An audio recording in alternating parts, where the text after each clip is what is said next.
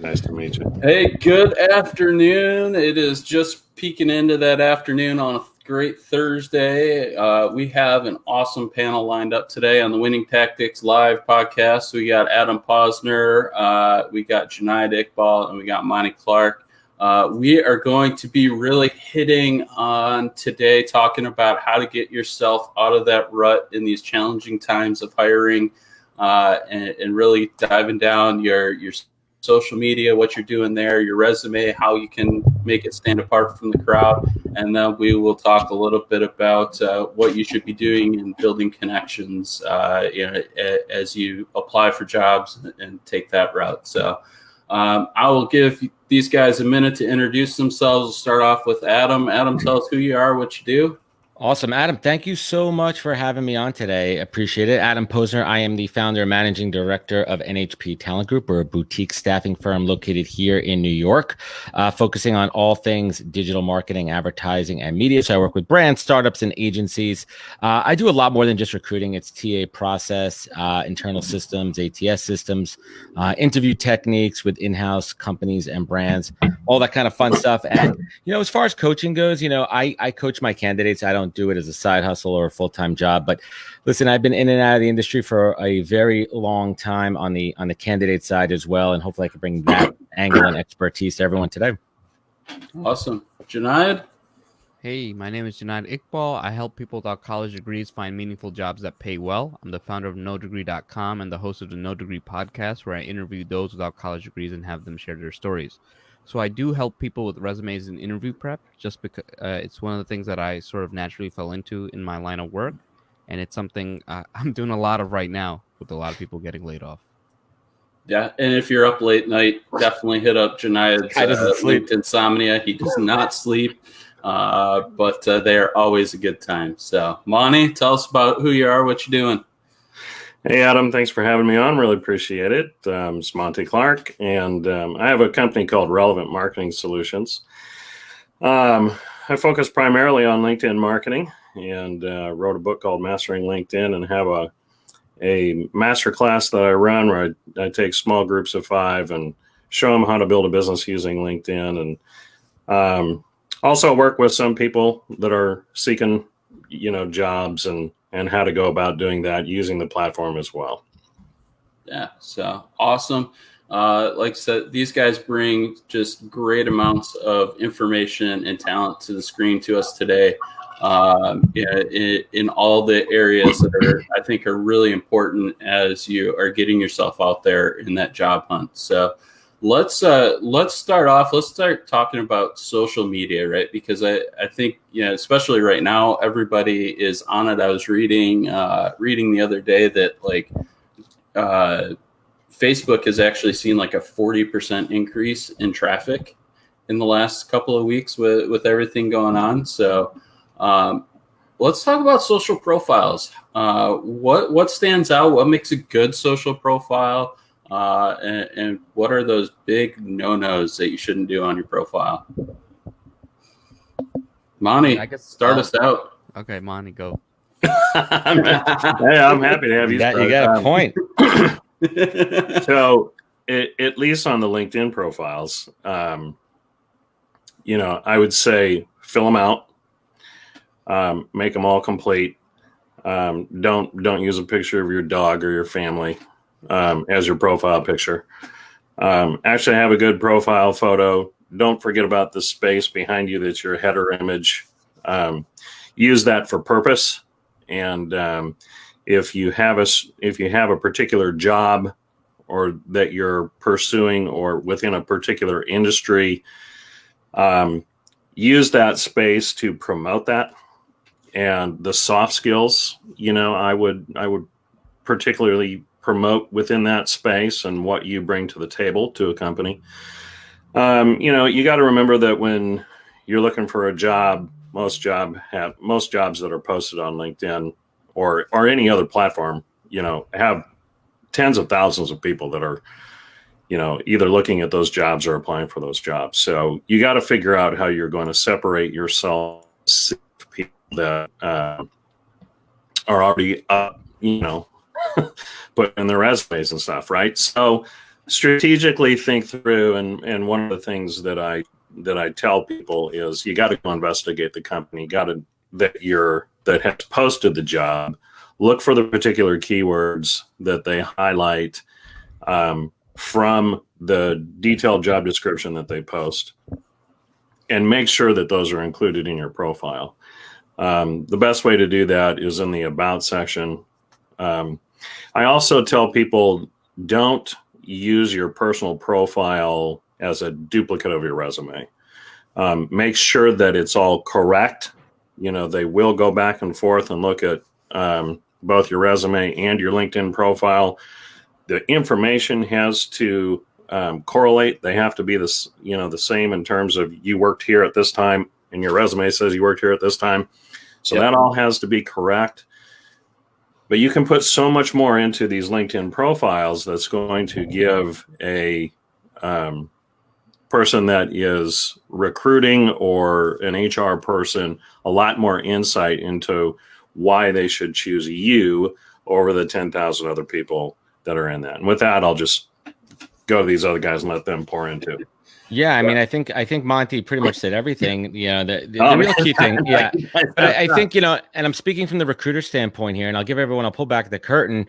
We do compare, and you hit the nail on the head. We do compare your resume to your LinkedIn profile as far as accuracy, and pretty much, there's a little bit of wiggle room there too, because we understand a couple things. One, not everybody's as active on LinkedIn as everybody else, right? So sometimes you may not be updating your jobs, but if you are in the job search, yes, you have to update your LinkedIn to make sure chronologically that it matches up. Because we look at that and we look at discrepancies, and I've called people out on that. And some people will say, hey, man, I just haven't been on LinkedIn. And then sometimes you might, and I'm not trying to sound cynical here, but you may catch somebody kind of in a, I was here, I left there, and you really want to get the real story from that. I like the idea in your LinkedIn profile to call out actionable results. Same thing in a resume too, right? Let's talk about action. Not just that, I did this, but I did this and achieved these results. And I think that's really what's going to make you stand out. What do you think, Junaid? No, I mean, you guys are unfair because you guys took all the good answers. I'm trying to save you something, man. I didn't say everything. No, you know what? So one thing I'll say is, you guys hit up some amazing points, is people upload their actual resume on their LinkedIn profile, and I don't recommend that because it always comes up blurry. Every resume I've clicked, it comes up always, and dude. And it's like, think about it. So if they're looking at your LinkedIn profile for a certain reason, they're on LinkedIn or they got a lead somehow, right? And if they're looking at it, so your LinkedIn profile should fulfill the need of the resume in that sense, right? They're on LinkedIn. They didn't come on LinkedIn to find your resume. They came on LinkedIn to see it. And it's like, that's why it's very important to be connected to people that you know in real life, because oftentimes, I'm talking about not even from the job, when you're meeting someone, you're like, hey, how do you know this person? It just strengthens the bond. So if the recruiter is looking at you, it's like, hey, this person I used to work with. It's just another thing that can only help you. Unless you're a bad worker, then it can hurt you. But you really want to start really connecting with people and following up. And another thing that I would kind of say people should be careful of or just shy away from, it's like, hey, don't make all your posts, hey, I'm looking for a job, right? No, definitely not. Yep. You just have to get so lucky, right? I knew someone, it took him like 7 months of saying, hey, I'm looking for a job, and then you're sort of known as the person who's screaming. You don't want to be that guy. Go connect with people and build relationships, and then they'll look at your profile and it'll work. Things will work from there. Yeah, I totally agree with you on that. If you're out of a job, don't be inactive, right? Oh, definitely. You still have to, get out there and post all the stuff about your expertise and the things that you bring to the table. Don't go out there begging for work. Go out there and express all that you do. And by the way, another thing on those profiles, make sure that you have current and good recommendations. Don't go get fake stuff. Don't have your brother or your sister do it. Unless you work for them, yeah. Unless you work for them. They're your boss, right? Yeah. In fact, go get the people who you just previously worked for. And like Adam said, have them talk about how you changed the world of the place. That's going to be extremely helpful. But also in your posts, I love what you had to say about that, Adam, too. Talk about what you did and how you changed things in your posting, because people look at the post too, right? Yeah, let's talk about thought leadership for a bit. And now's an amazing, like, if you're not just now when a lot of people are out of work, but let's talk about it, in the general job search terms. Everybody's an expert in something, right? I don't care what you do. I don't care if you're cleaning carpets or if you're a NASA freaking astronaut, right? You're an expert in whatever you do. And you have to have a point of view. I was taught early on when I was working in digital strategy to always have a point of view. Could be right, it could be wrong, but at least you're sticking to that and you're putting it out there. And as long as you could back that up with facts and proof, it's undisputable. So put it out there, have a voice, say something. Like, here's another technique also. There's a lot of current events out there. You could take an article, repost that article, but put like a couple of paragraphs of your point of view and ask a question out, engage, right? Like Janai and I talk about that all the time. How do you engage on LinkedIn? How do you start a conversation? And no better way than to post an article, put your thought on there, put your spin on it, and get it out there and start a conversation. Right. And then you can also just straight up comment, right? Because search up hashtags, go comment, go on your feed. If you're an expert or you can add value in a certain area, just comment what, how some actionable advice, and you'd be surprised at how many people see your comments. Oh yeah, I do that all the time. As I say, I do that all the time. I go up in the search bar and pick like a keyword that I want to focus on and put that keyword in and just start going on the feed and finding stuff that's interesting that I have thoughts and can add value to, and that in itself builds so much engagement. I think the key overarching theme here is we're talking about things that build relationships as opposed to just transactionally viewing the platforms. Yeah, absolutely. Yeah, another thing that I walk through with people too is that how many people show up to interviews and they really don't know anything about the company. Yep. And so they get stuck because they say, "What do you know about us?" Yeah. Go get out there on LinkedIn. Every company that is posting a job has a company page, and in that company page lists all of their employees. Why wouldn't you go and try and connect with every single one of those employees and start up conversations with any of them that you can about what it's like to work at the place? How long have they been there? How do they enjoy it? What do they experience in leadership? Get any and every information. You are, in a sense, interviewing that company just as much as they're going to interview you. And the more work you do up front with that's the beauty of LinkedIn. You have so much information there that you can get, and it's just that people don't go get it. Yeah, I think that's great advice too. And speaking from, the in-house recruitment point of view, there is nothing more of a turnoff to a hiring manager or recruiter when a candidate gets on the phone and they don't know crap about the company they're applying. That's lazy. That's lazy. That's a lack of effort. And it's also a little bit of entitlement too, that I owe you something, that we owe you something, that we should be grateful for the fact that you applied for a job here. It's unbelievable. I mean, one of the first things that I do, and I'll pull back the curtain again here, when I get on the phone with candidates and I'm representing a company, I ask them, I go, hopefully you've had some time to check us out. What are your thoughts? What's your take on us? Why do you think this is a good fit? Like all those leading questions to get them there. And if they have not, I think, I haven't had a chance yet, dude. Don't tell me that when people sit in the bathroom, they're not looking on their phones. They got plenty of time to look for stuff. Yeah. Yeah, no, I think that's interesting. And I think that segues into talking a little bit about that outreach too, right? And looking into people and talking to people at the company, right?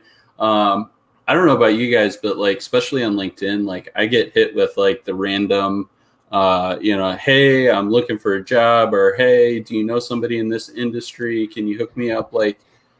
And that's the first contact as a direct message that I have with them. Oh, it looks like we lost Adam, but we'll let him get back on here. But so like those direct messages, I think is their strategy to that. Junaid, you and I have had conversations about those. What are your thoughts? What, and just direct messaging people? Yeah. My strategy is honestly just comment, add value, and people will DM you, because you'd be surprised at the amount of people who DM you, and just really, and then the DMs lead to, hey, connect with this person, right? You can rack up numbers, but the fact is, the only things that ultimately matter, in my opinion, are the DMs and the phone conversations that you actually get. And especially as a job seeker, getting the right conversation with the right person is make or break. Even if they can't offer you a job, they can point you in the right direction. They can point you with the right person. They can say, you know what, on your resume, I worked in this field. You're sort of, when they talk to you, be like, you have this experience, but it's not on your resume. So I think that your goal is to get on the DMs and on the phone, video call, whatever you can. That's the power of LinkedIn, right? Yeah. That you have these connections, you gotta make them stronger. All about relationships, right? Yeah, I totally agree with that. And I got to say something, that I've talked to a lot of people that are looking for jobs, and I asked them to walk through the process, right? And the first thing they tell me was, I try and connect with all these recruiters and HR people, and they won't connect with me. And then when they do connect with them, they instantly start talking, making their pitch basically about, do they have this job? Can I get this job? And if you are looking for a job, you need to consider yourself a salesperson. Okay, and what you are doing is you are going to be selling yourself to the buyer, which is going to be the person that is needing to fill a role in their company. Okay, and the same thing that holds true for businesses and everybody else. Nobody likes getting a DM that's just an instant sales pitch. Nobody. Okay, you just don't even do it on LinkedIn, but yet every single day you will get those messages. If you are looking for a job and you're just pinging HR people and recruiters and I need a job, can you get me a job? It's worse. What do I do to get this job? You are done. They're not going to talk to you. They don't want to connect with you. They don't have time for that. And Adam, you can speak to that. I don't think people have time for that. No, it has to be focused, right? I mean, it's all about relevance, right, guys? Like, it's relevance too. I mean, listen, we want to help it. Believe me, if I had, 1,000 hours in a day and I could help everybody, I would. But the problem is and I am empathetic and I care, but when people reach out to me out of the blue and they haven't taken a moment to see what I specialize in, I mean, it's literally in my header. It says marketing recruiter. And I have someone coming at me from another industry. Now let me take a step back here. If you ask me the right way and you say, hey, Adam, I notice you're a marketing recruiter, but I'm in finance. Do you know a good finance recruiter? That's cool. I'm fine with that, right? Because you're targeted in your question and you're relevant. But if you come at me and you're in finance and say, hey, you have any finance jobs? I'm like, come on, man. Like, no, you're wasting my time. And like, I'm not trying to sound like a, an unsympathetic ass here, but I think we could all agree that time is our most valuable asset. Time is anybody's most valuable asset. And if you waste someone's time, you're not going to get there. Believe me, that's not the right approach, man. It turns people off immediately. Absolutely, 100%. Yeah. No, I mean, so I don't know. I posted a video of my inbox before, and it's like, the thing is, you have to think about the person, right? If someone they're getting likes, they're getting engagement on their posts, and they have certain titles or whatever, that they're getting a lot of messages. So you're competing with other people's messages, and I get messages hundreds a week. I need a job. I need this. I need resume help. I specifically had to put on my LinkedIn profile, like, I don't, and it kind of makes me upset that I have to waste space in my about me saying I'm not an immigration specialist. I don't do all the time, man. And it's because you really have to understand. And the thing is, if someone tells me, hey, I know you're not an immigration specialist, can you point me in the right direction? And then some people are like, why are you so blunt? I'm like, look, you didn't take didn't take time to read my profile. It's like, how can I take time? And it's like, look, I've done resumes for free for people, but it's people I've developed relationships with. I'm not going to do resumes for free when I'm getting paid for it, unless I know you and I know your story. It's just how things are, right? It's just, you're busy. People's time is valuable. Time is valuable. And look, it's like, sometimes I just want to chill. Right? I don't want to be working, doing resumes for a living and doing it in my free time and, while you're driving. While I'm driving. So it's like, this guy you should see what he does when he drives, man. He's like Swiss Army knife.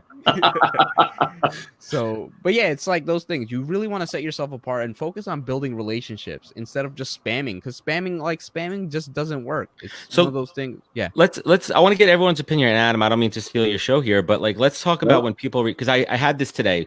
When someone reached out to me, they're like a newish connection or kind of like a random connection, but someone in your network, and they're asking you not just how are you doing, but they ask you, what do you do? Oh. So I got this the other day, and this dude has been hitting me up. I mean, he's in a different country, so I'll give a little bit of slack there, just from like a language barrier perspective, but not really. like, what do I do? What do you do? What do you do? Look at my freaking like. Yeah. No, for me, like if you're asking me what I do, I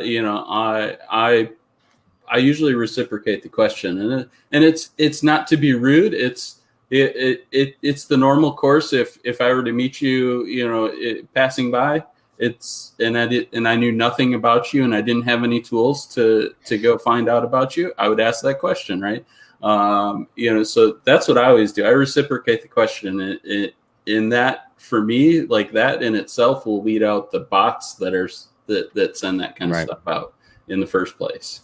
Yeah, and the other thing I would say is if you're trying to get on the phone with someone right away, it's like if I took every phone call, it's just I wouldn't even be on the show. I'd be on 2 phone calls at the same time right now. And like when people ask, like I have 5 it's never 5 minutes. It's the worst question. 5 minutes. 5 minutes turns into 50 minutes. I was on the phone with somebody last week, and I was like, literally, I had a few minutes in between putting my 2 kids to bed. I had that gap, right? I had that 45-minute gap, and I'm like, all right, well, I don't want to sit here and watch cartoons. My daughter's fine. Let me go take this call. And I'm like, bro, like. Yeah, you gotta be enough. We're good. Like, what's your ask? What is your ask? And I think a lot of people have a hard time asking for something. Yeah. Mm-hmm. Right. Like, how do you ask? Janai, how do you ask? Like, how do you tell people to ask for something? Adam, like, what are your thoughts here? Bonte, like. Yeah, no, for me, like when we get to, if I've, given 30 minutes for a call, if we get to 20 minutes and I haven't heard an ask yet, like, I will stop people dead in their conversation and go, what are we trying to accomplish here? Because, I'm like, I don't want to waste your time. I got other things I could be doing as well. Not to say that you're not important, but I need to know what we're trying to accomplish here so that we can move forward in that path. Yeah, no, I mean, you guys said the great point. There's never just the 5 minutes. I had someone, resume. I gave him some good, quick, actionable advice. And he was looking to pay me. And then he's like, oh, can I get you on the phone for 3 to 4 minutes? I was like, dude, here are the things you need to do. 3 minutes? Here's the things you need to do. If you're looking for free, I said, look, spend like 30, 40 hours on your resume, because even a resume for me, and I do it for a living, takes me 3-4 hours. Yeah. Right. If you don't want to pay, put in the time. That's, it's always a trade-off. Yeah. Right? And that's why I tell people that, look, I just don't have time to do that much. And then the other thing about reading the profile, so once you put podcast host, people always ask, hey, can I be a guest in your podcast? Oh, man. So my podcast is called the No Degree Podcast. I don't want people who have PhDs, who have degrees. It's pretty apparent. They say, hey, and you had me on. You're on the live show, not the podcast. Fair enough. And you know what? And it's like, come on, at least understand the message, right? My podcast is just not everyone on LinkedIn who sends me a message who has a story, right? It's like they tell me, and some of them say, oh, but I don't use my degree. And I'm like, you know what? I own wrongdegree.com too. Maybe I'll start the Wrong Degree podcast. I like it. Yeah, it's the second show, man. You got to have, I mean, that's interesting too. I mean, the ask is interesting, and it really comes down to relevance. And I don't think it's wrong for people to ask, right? And like everyone wants a shot. Everybody wants a shot. But, when we get approached by guests for the show too, first thing I ask them is, why do you think this show would be good for you? Yeah, I'm gentle with that question, right? I don't say, why do you think, you should be on the show, right? Why do you think this show should be good for you? Why does it make sense? Why does my show make sense for you to be on it, right? Because I get pitched by PR people. I get pitched by people that I don't think they've even listened or checked out the site. They just see podcast hosts, and that's what these PR people get paid for a placement. There's a lot of P's there. They get paid for each show. Yeah. No, I think that's interesting. And going into reading, right? We've all looked at some point in our careers at a lot of resumes. Let's shift gears and let's start talking a little bit about the resume space, because I think there's huge opportunity there, especially with how it's driven a lot with software now. And that review process is significantly different than what it used to be even 15 years ago. And so what are those kind of good vibes? What are those things you should be doing on your resume? I mean, I'll kind of go. Please correct me if I'm wrong. So a lot of companies, especially large companies, use something called an ATS system. which is an applicant tracking system, and it's typically an automated system that scans your resume. So apparently there's statistics that 75% of resumes get eliminated automatically before it ever goes to a human. And you have to think about it. If you get 1,000 resumes, you can't look at all 1,000. And then I see the number one reason people get eliminated is formatting. Purely formatting. That if they put these pictures, they put all these things, and they don't try to make it look pretty. Yeah, they don't seem to understand that a resume is a document that someone's looking at between their 2:30 and their 2:45, and they have a huge pile, and they got to go through it quickly, and it's something that they really don't want to do. So you have to design it so in 7 to 15 seconds you can make a good first impression, and then they're looking at it for maybe another 15 seconds to a minute. Pretty much very few people actually ever read the full resume. So that's why it's important that less is more. I see some people like 20, 30 bullet points. It's like, too much. Come on, nobody needs to know, oh, you have a weekly meeting at 9 o'clock that you do well on and a weekly meeting at 10 o'clock that you do well on. It's like, hit the highlights and hit the results, right? The rest you can talk about that in an interview. So just to jump in here, I mean, I literally, at a bunch of my clients, I am the one sitting on the other side of the applicant system. And let's just be very clear here. Not every company, not in the majority of companies use ATS systems here because there is a human on the other side of it, right? Now there's filtering mechanisms. So let's say I have a job open that I'm reviewing for one of my clients here and I'm on the other side and I'm the lead recruiter there. I can filter. Right. I can filter by keywords. That's one thing that I could do. So that's why keywords are important. I do not have a system that filters out people before I look at them. That does not happen at any of the companies that I've worked at. Yeah. That's not to say that any of the big boys have that. Right. I cannot say yes or no to that, but I personally have never seen it. I've always been a human on the other side filtering it. What's going to get you through, again, we talk about it all the time at the high level, it's relevance, right? It's relevant experience. And it's tough because the argument always is, hey, I have at least 50, 60% of the skills here. Let me at least get that conversation in and talk to you about those soft skills, those transferable skills and everything. But a lot of times we want somebody who is immediately relevant for that position. And we don't have the luxury to make it like an open for everyone kind of thing. So you have to be relevant. Yeah.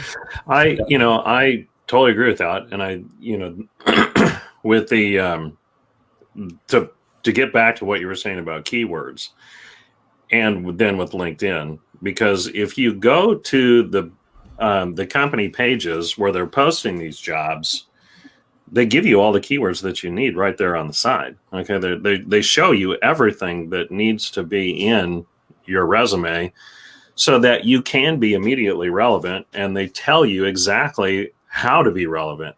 If you take the time to read through it, look at what and I understand it, and I'd love your guys' opinions on this too, that all companies for all positions, in some sense, are just asked for the world, right? We want Superman. Right. They want 6 jobs in one, right? Yeah, exactly. And if we can find that, that's who we want. But we understand that that's probably not out there. But here's all the things. Here's our wish list. So you have to go and identify all the things within the wish list that represent you and that you are to try and present that relevance back to the employer, correct? Yeah, I mean, I see a lot of people, and I tell people, if you write and sell yourself properly, the keywords will naturally appear. Great. Yep. Right? So what I find a lot of resumes, right? So other than formatting, is they'll say, hey, I train people in this, and I'll ask, how many people did you train? How long was this? Is this like a 2-hour seminar, or is this like a 6-week onboarding program? So you want to find the right balance of having enough detail, but not too much, right? Then you don't want to go into, hey, they're 32-page documents and this and that. You kind of want to have the right point that they're like, because you want to answer the question like, hey, this person has the experience. I need to know if they're a good fit, not like, does this person have the good experience? They're not going to call you to figure out if you have the right experience. They're going to call you if you have the right experience, and then they're trying to figure out you as a whole person. So you want to find that right balance of detail, that you're giving enough information, but not too much. And don't go, I don't know. I personally think like some people go for paragraphs and stuff. It's like, you got to make it so it's easily digestible. I've seen people go for huge paragraphs and this and that. It's like, have bullet points, be direct. Always bullet points. Always bullet points. Think about the end user. Think about who's reading it, like consumption, readability. Yeah. So I have a question for you guys both too. So I don't come from the recruiting side. So as a recruiter or an HR person, you work your way down through the 1,000 down to 100. Now you've got the top, let's say 10, 20.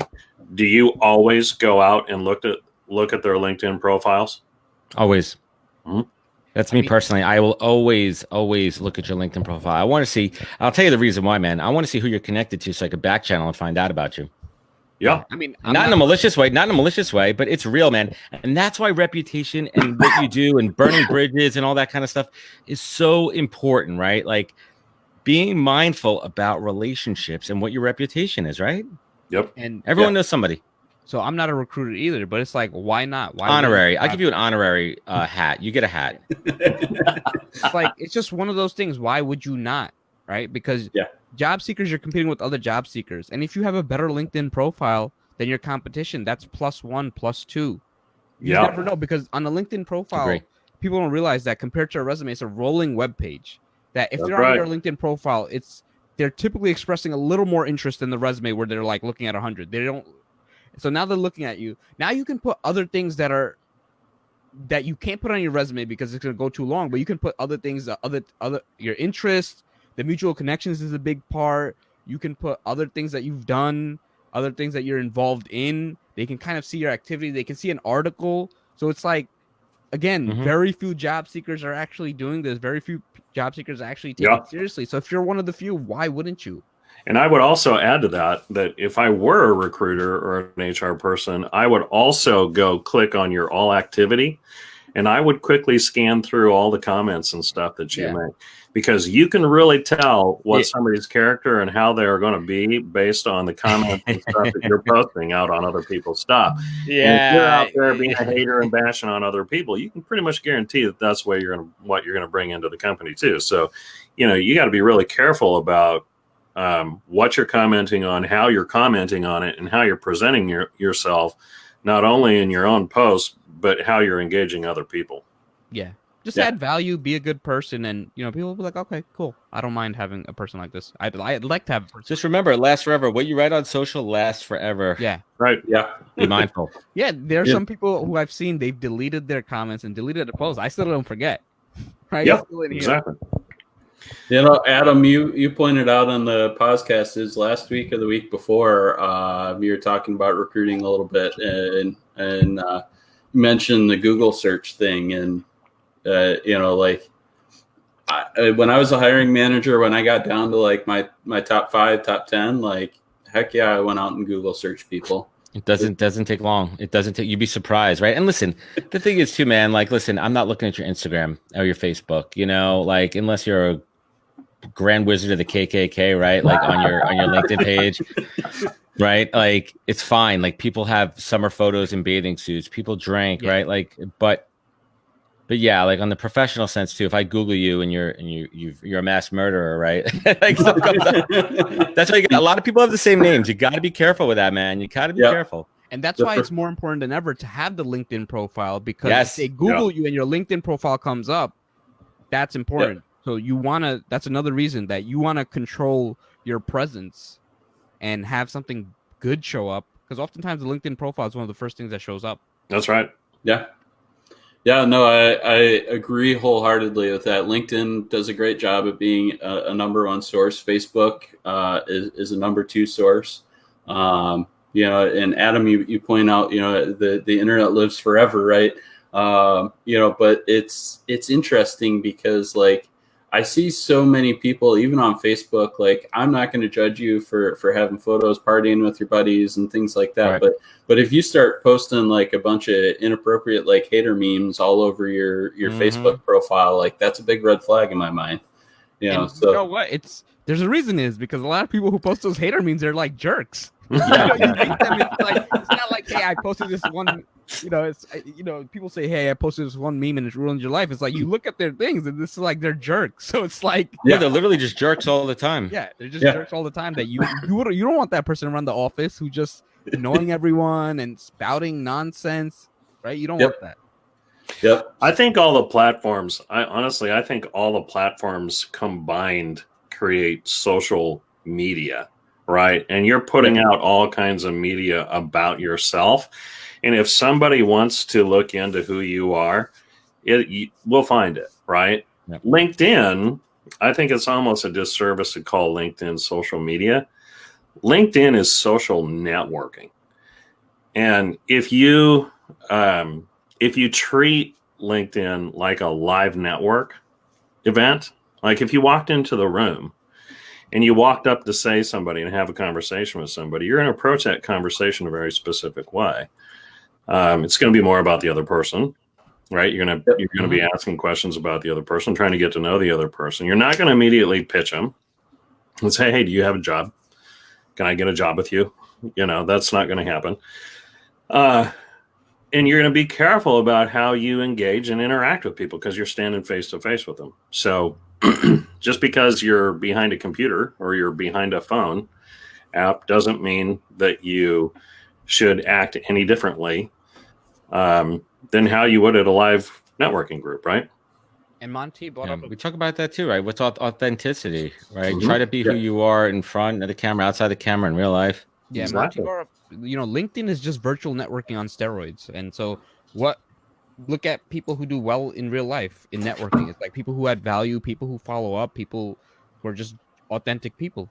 And Right. if you're that, you'll do well on LinkedIn. And a lot of people don't realize that a lot of my best connections are people I've been connected to since I was at like 2,000 followers. You don't need a crazy amount to build a strong network. If you have 10 to 20 people that you regularly engage with, add value to, that's more than enough and that's more than what most people have.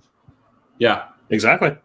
Yeah, no, it wholeheartedly is. One thing I absolutely love about the LinkedIn community is it politely polices itself. Like it's totally different than any of the other social networks in that respect, because all the political banter, all the strong emotional media stuff, like when people post that stuff, it just dies. Like, people don't react to it on the platform nearly as much, and so, like, absolutely love that aspect of it. It's much like that live network. I mean, there are some dark corners on LinkedIn. If you There is. But it's funny that it's all the same people together.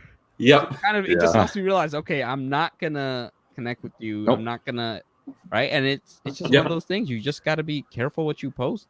Don't be a jerk, right? Yeah, you got to be mindful, right? And it's a tough balancing act too. I mean, right now a lot of us have some pent up anger and frustration and stress. I mean, I'll be honest, man. Like there's times when I He froze get right on. Yeah, you froze for a second. Yeah. 2 seconds, I guess. Yep. Right. Some of their activity, right? Okay. Right Adam's before you started. Right before you started. Here, where's Adam? There you go. Here, There we go. Yeah, man. I was gonna say, right. It's tough right now because a lot of us have stress, frustration, things that are pent up. We're kind of stuck there. So it's easy for us to be keyboard warriors, right? It's easy for us, as Monty said, to sit here behind the cameras and kind of say things. And I'll be honest, man, I've been guilty of it too recently. But I don't go after the weak. I go after the people that are preying on the weak. I go after people that I see on LinkedIn taking advantage of people that are spreading just piss poor advice, but not just bad advice with the bad intentions behind it. There's a difference there. Right? If your intention is to monetize in a bad way, if your intention is to give bad advice for people to do things in the wrong way, I'm going to call your bullshit, man. I'm going to call it all day long because I'm in a position to do that. I'm in a position of, and listen, I'll say I'm in a position of expertise on this platform to say that's not right. You're giving bad information. You're leading people down the wrong road.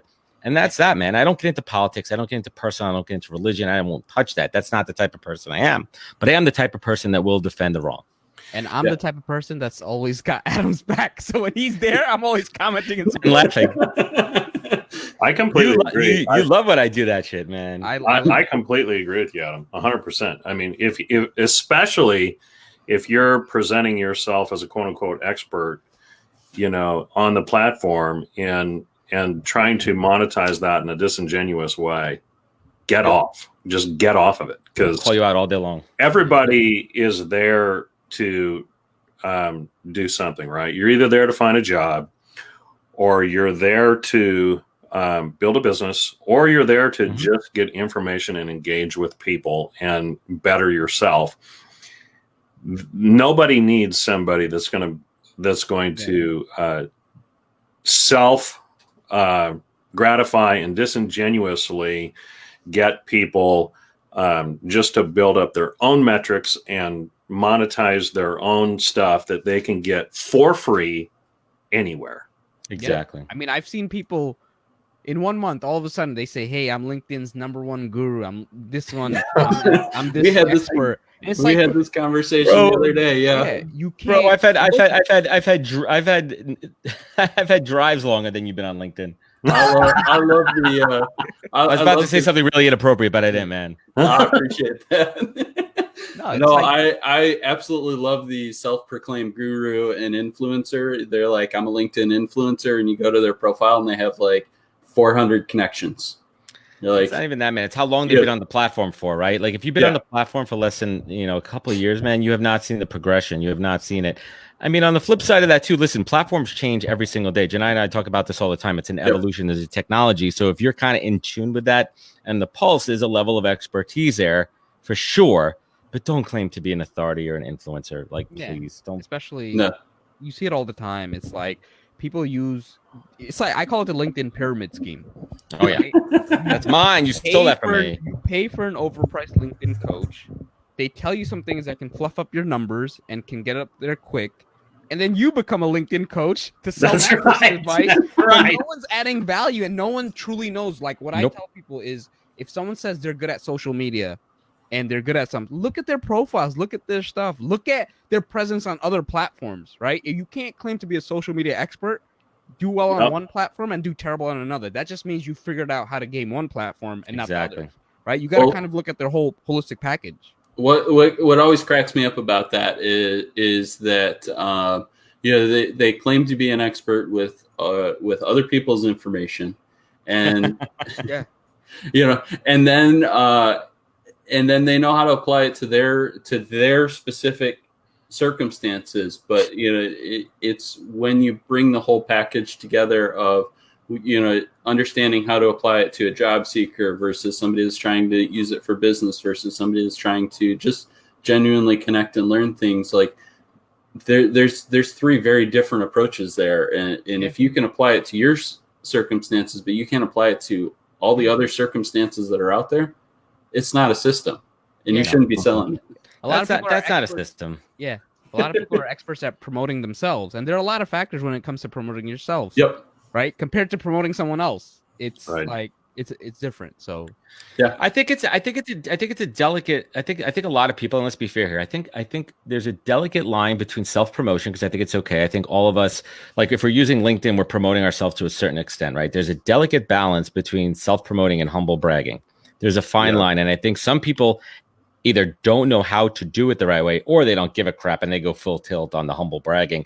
And it shows and it resonates and people notice. And especially now in this current time when people are being tone deaf. If you're trying to sell and jam shit down people's throats right now, you're not taking the right approach. Absolutely not. Yeah. So my joke is that there's 675 million people on LinkedIn and 674 million of them are LinkedIn experts. Because titles are self-proclaimed, right? You write your own title. It's not like you're right, like TEDx speaker, Amazon bestseller, LinkedIn guru, king of the universe. And if you literally put influencer on your title, it's guaranteed that you are not. Or a hat. Because those titles are always given. Those aren't proclaimed, right? I mean, they're given by other people. I do have a question for you guys, and I'd love your opinions on this because I hear this a lot from people. What's your thoughts about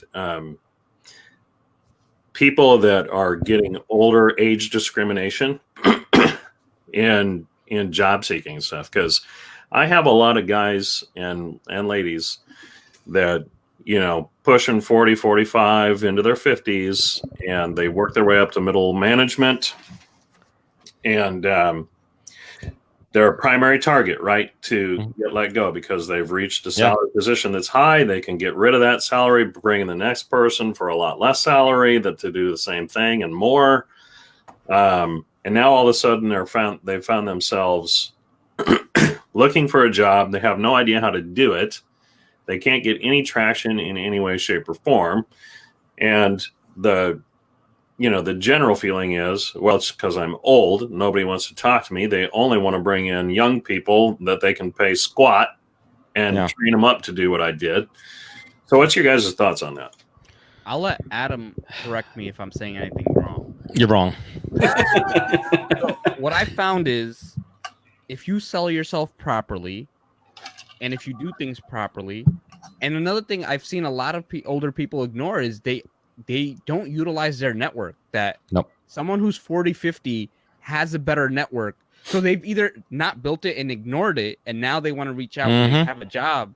And the other thing is, it's like you could tell their age just on their resume in terms of When they graduated college, how many jobs terrible. they have. It's like the formatting is just so hard to read. It's like 1987. points. It's like they don't even know how to use a Word document. A lot of times, a lot of people who say they struggled, because think about it, it's not like, hey, once you turn 50, you're forced to retire. There are plenty of 50 to 70-year-olds who are working and they find jobs. The ones that are not finding jobs are not who haven't tapped into their network. Because I find a lot of people, they're not good at their resumes, but they can get jobs through their network. So these are people Correct. who haven't really utilized their network, and they haven't really, their resume is not up to par. It doesn't really reflect their experience. It kind of looks like someone wrote it in high school. Yeah, I mean, age discrimination is real. And, I'm speaking very specifically about the advertising and marketing industry, which is notorious for age discrimination. Yes, it is. And it's really tough. It's really tough. I'm going to be careful here not to say anything, too out of line here. But it really is, it's from a relevancy standpoint, from a technology, from a pop culture, right? It's trends. And that's something that there is a bias there across the industry. And it's really, really tough. And it's also an industry that kind of, people kind of feather out at a certain age, because you're talking about a pyramid, right? There's obviously more junior jobs at the bottom. And as you go to the top and the higher seniority, there's less opportunities. Exactly. I mean, you have to think about other industries where there are more opportunities, for folks that are older. And I guess it's a tough one, man. I really, I agree. I don't like there to is go some, too deep into but, that. The point is that it exists. You got to make sure that you do the things to minimize it, right? That you sell yourself, that you know the new technologies, that there are like some old people. You got to who stay do on well point. TikTok, right? Huh? Yeah, look at Joe Gill. Joe Gill's doing great on TikTok. Yeah. You It's know, like, you got to stay relevant. Well, I go back to what you were saying about relevancy, right? Yeah. It doesn't matter how old you are, you can still be relevant. And the way you stay relevant is to keep up with the technologies and keep up with your networks and stuff, just like what you guys were both saying there. You have to have a plan and a strategy to stay in front of people. Yeah, and I think that's what LinkedIn's for. And I think there's another. And Janai, I don't know if you and I have had this sidebar here about the opportunity to coach, to do branding to folks that are, maybe not as active on LinkedIn, right? In a way that's relevant, and not with the hacks, but about providing value, optimizing your profile, thought leadership, how to network, how to reach out. Like Monty, like what does your coaching base look like from a demographic perspective? It's kind of all over the board. I've had, it's mostly, I've had, 30 somethings all the way up to, the oldest guy was probably in his 60s. So, and industry wise too, it's all over the board too, because there's different strategies for different things on LinkedIn. It all depends on what you're trying to accomplish. Right. And so going back to, you're either trying to find a job or you're trying to build a business in some way, shape or form. Sell something. Yep.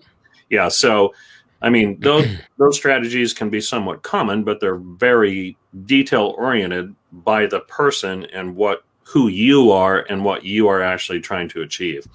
And those have to be tailored independently. There is no one size fits all LinkedIn strategy. Yeah. And then also to add to that, I would say you shouldn't have more than 10 to 12 years of experience on your resume. Before that, it's like, put the titles and stuff, but don't put that you graduated college in 1977. Just put that you graduated college, because they're not hiring you for stuff you did 20 years ago. It's really like the 5 to 10 years, and they're going crazy. 20 bullet points for a job you did in 1995 is just not relevant today. A general rule of thumb that I like to see on a resume. I mean, I'll be honest, I really do kind of go on the side of a 2-page, a front and back resume, because you have to think about the end user there and the readability. So what I like to say is, listen, if you've been in the market, if you've been working for a long time, do your top, maybe we'll call it 5 most recent jobs. Let's say they're average of 1 to 3, 5 years each, right? You have those, you have the jobs there. And then at the end, you go additional experience. And then it's just where you work, your title and the date range. And we could see that there. That's the way to handle it. Yeah. Just keep it simple. Like, there are very few instances where I'd ever even recommend a 3-page, and I haven't come across it. It's Unless you're a very PhD, specific. right? And you have doctorates, and you have and you've written dissertations, and you have, or if you're like producing something like an actor, or if you're Yeah. a commercial, in advertising, if you're a creative director and you have awards, right, and you're listing some of your awards there, that's a different story. Yeah. How important? I know we don't have much time left, but how important do you guys feel like recommendations are? They help. On LinkedIn? Yeah. Yeah, I think if they're genuine, that they help, and it's better than not having any. Let's talk about that for a second, because I've seen some pretty bad advice on LinkedIn that says people should literally get recommendations for everybody. And I actually received a recommendation from somebody that I just connected with. They wrote me a recommendation, and it was about it wasn't like, if they wrote me a recommendation and it was about my podcast or something, I was a great host or a great guest, that's one thing. That's cool. Yeah. But they wrote it about a job, like my digital marketing expertise. I'm like, are you doing that for me to get back to you on that?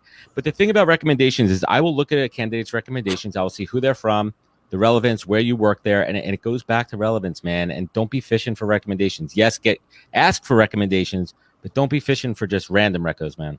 Yeah.